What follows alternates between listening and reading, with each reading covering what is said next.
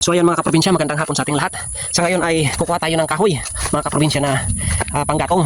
So ako naman mga kaprobinsya, yung ginagawa ko, lagi akong nag-iimbak ng kahoy mga kaprobinsya na panggatong.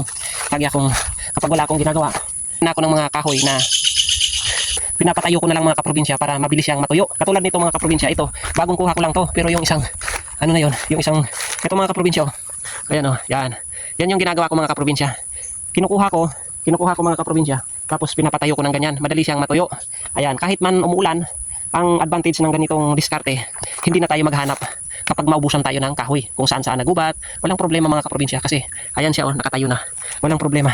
Dahil kukunin mo na lang mga kaprobinsya. Katulad ngayon mga kaprobinsya, tayo ay paubos na yung ating panggatong. O ngayon kukuha tayo ng panggatong dito mga kaprobinsya. Ayan oh. Ayan. Oh, kita nyo? Napakadali lang mga kaprobinsya. Hakutin na lang natin. Tuyong-tuyo na yan mga kaprobinsya. Yun yung diskarte ko. Yun yung ideya kong naisip mga kaprobinsya para hindi tayo mahirapan. Katulad yan mga kaprobinsya. Oh. Ayan. Napakarami. Ayan. Ayan mga kaprobinsya. Oh. Ayan yung ating kahoy na panggatong. Oh, alright. Yan, hakutin na natin mga kaprobinsya. Yung kahoy na inimba ko dito. Dadalhin na natin dun sa ating kusina. Ayan mga kaprobinsya.